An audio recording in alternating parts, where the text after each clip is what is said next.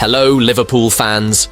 Welcome to the Liverpool Report, your go-to source for the latest news, match updates, and transfer stories straight from Anfield. Don't miss out on any of the action. Hit that subscribe button now and stay in the loop with all things Reds. Virgil van Dijk called out Abdoulaye Doucoure and Michael Oliver following the mass brawl at the end of Liverpool's 2-2 draw with Everton. The Reds dropped 2 points in the final Merseyside derby at Goodison Park after James Tarkowski scored in the 98th minute to secure a share of the spoils for the hosts. But things turned ugly after the final whistle when Doucoure and curtisjones clashed after the former had celebrated in front of the travelling Liverpool fans. Players from both sides piled in as Doucoure and Jones were sent off. Arneslot and his assistant Sipke Hulshoff were also shown straight red cards by Oliver on a dramatic night. But Van Dijk didn't hold back after the final whistle on Doucoure or Oliver, who he felt failed to get the incident under control. It was a very big provocation from one certain player, Van Dijk said when he was quizzed about the post-match drama by Match of the Day. I think Abdoulaye Doucoure wanted to provoke our fans. I think that is what I saw, and curtisjones didn't think it was the right thing to do. We all saw it and reacted as a team as we were able to do. You know what happens nowadays? It becomes one big tussle. Then it is not me who has to deal with it, it is the referee, and today I am not sure he had it fully under control.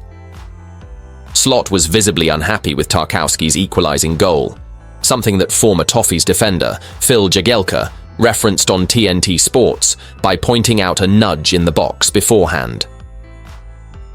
The defender's last gasp intervention was enough to restore parity after Alexis Mac Allister and Mohamed Salah had wiped out Beto's opener, and Van Dijk couldn't hide his disappointment at throwing away 2 precious points in the title race.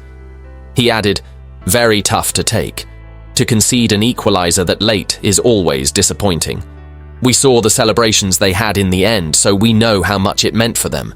But the fact is it was disappointing for us. We take the point and move on to Wolves now. We came back, got to 2-1, but unfortunately we couldn't get it over the line. We had to keep fighting. We kept doing that, but in the end it wasn't enough to get it over the line." Former Everton defender John Heitinga could take charge of Liverpool at the weekend after Arneslot and his assistant Sipke Hulshoff were sent off on Wednesday night. Slot was shown a red card after confronting referee Michael Oliver in the aftermath of Everton's dramatic late equaliser against the Reds, who played out an entertaining 2-2 draw in the Merseyside derby. Abdoulaye Doucoure and curtisjones also saw red after the former sparked a brawl by celebrating in front of the travelling Liverpool fans post-match, and the red cards shown by Oliver will have repercussions for Liverpool at the weekend, with Slot and Hulshoff likely to be banned for Sunday's match with Wolves. That means Heitinga, who made 140 appearances for Everton and moved to Anfield in the summer to join Slot's coaching team, could lead the Reds at the weekend, as outlined by the Mail. Slot's red card meant that the Liverpool chief was also unable to fulfill his post-match press duties or shed any light on the conversation he had with Oliver prior to his dismissal. Speaking on TNT Sports, former Everton defender Phil Jagielka pinpointed why Slot may have been unhappy with James Tarkowski's 98th minute equaliser after a nudge in the penalty area in the build-up to the goal. He said, "You can see why Arneslot was furious. There was a slight little nudge in the box, and if that was my team, I would be appealing. I would be getting sent off after the game too."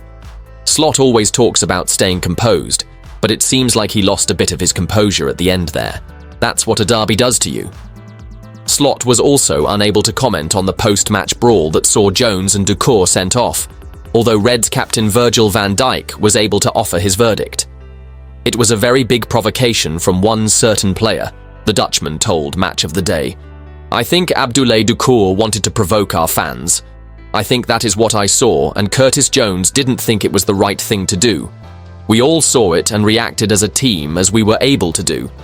You know what happens nowadays? It becomes one big tussle.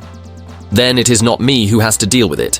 It is the referee, and today I am not sure he had it fully under control." Coming from humble beginnings, Virgil van Dijk has shown great determination and grit in reaching the top.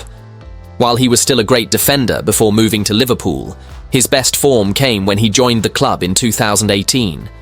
Since his move to Merseyside, Van Dijk has won almost everything a player could win when it comes to collective accolades. Right now, the player is chasing a second Premier League title as Liverpool are leading the race and sit on top of the table. Apart from domestic honours, the club is also in contention to win the Champions League this season, as they finished top of the New Look League phase of the competition. As Van Dijk focuses on leading his team to more silverware, Mirror Football have taken a look at his net worth, personal life and potential summer exit from Liverpool. Van Dijk's contract with Liverpool is set to expire in the summer, and he is yet to agree terms to keep him at the club beyond the current season. The Dutchman last signed a deal in 2021, which sees him earn a base salary of £11.4 million per year. Apart from his earnings from Liverpool, the 33-year-old also earns a lot through his various endorsements. Some of his brand endorsements include Nike, EA Sports, Heineken, and Cadbury. Van Dijk's exact net worth remains undisclosed, but there's no doubt his earnings have skyrocketed since he moved to Liverpool. According to OneFootball, the Dutchman is worth approximately £42 million. Van Dijk met his future wife Rijke Nooitgedacht when he was just 20 years old. After a long-term relationship, the couple got married in 2017. They have 4 children together, with the first one, Nela Van Dijk, being born in 2014. Their second child, JD, followed soon in 2016. Details about their third and fourth children are relatively unknown. Nooitgedacht worked as a fashion sales manager in the Netherlands, working for various brands.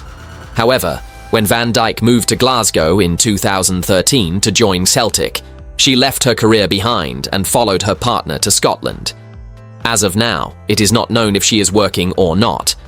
However, it is safe to say that she has been a true source of support for the Liverpool man and has been with him during his highs and lows. During the 2022 FIFA World Cup, Van Dijk was subjected to a lot of criticism after deciding to drop the One Love armband.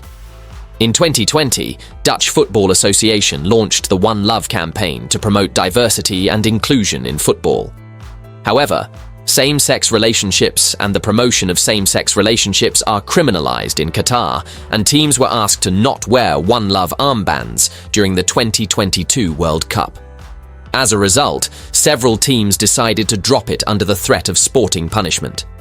This led to widespread criticism of the national teams that agreed to drop the One Love armbands, including their captains.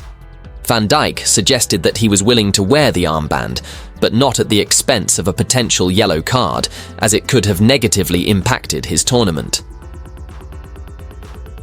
Arsenal midfielder Declan Rice insists the Gunners will be in the title picture at the sharp end of the season, despite Liverpool's firm advantage with nearly 2/3 of the season gone.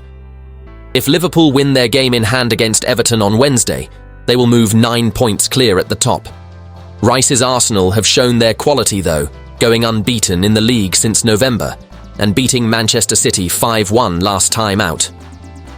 Mikel Arteta's side are now also out of both domestic cup competitions, potentially allowing them to focus more on the league. There is still a return to Champions League action, but league phase results mean they were able to avoid an extra playoff round.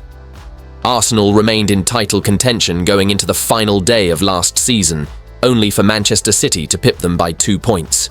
With City fading from the title picture this term though, Rice backs last season's runners-up to be in with a shot come May. There's still a really long way to go, Rice told Sky Sports. The manager said in a press conference the other week, "No matter what, the only thing we can worry about is ourselves. But at the end of the season, we will be there. We can only keep believing in what we believe in, work on what we're working on, and have full trust in the manager, players, and everyone around us that we can achieve great things. It's down to us to get that over the line. Big things are coming. We need to stay positive and keep going." After Arsenal dropped out of the FA Cup at the first hurdle, title rivals Liverpool suffered a shock defeat against Plymouth on Sunday. However, former Gunners star Paul Merson remains pessimistic despite the Merseyside club's setback. They've Arsenal got 2 trophies left to win, one they could be out of by Wednesday night in my opinion, Merson told Metro Sport. If Liverpool win at Everton, That'll be 9 points clear with 15 odd games left. They'd have to lose 4 of them, which I think would be impossible. To me, it comes down to Wednesday. While Liverpool prepare for their derby, Arsenal are away in Dubai for a warm weather training camp. They don't return to action until Saturday, travelling to Leicester in the Premier League, but are close to welcoming back long-term absentee Ben White after the defender linked up with his teammates. Bukayo Saka is stepping up his rehab after hamstring surgery, but Gabriel Martinelli has joined the injury list. Brazilian forward Martinelli picked up a hamstring injury of his own against Newcastle in the Carabao Cup and is expected to miss several weeks.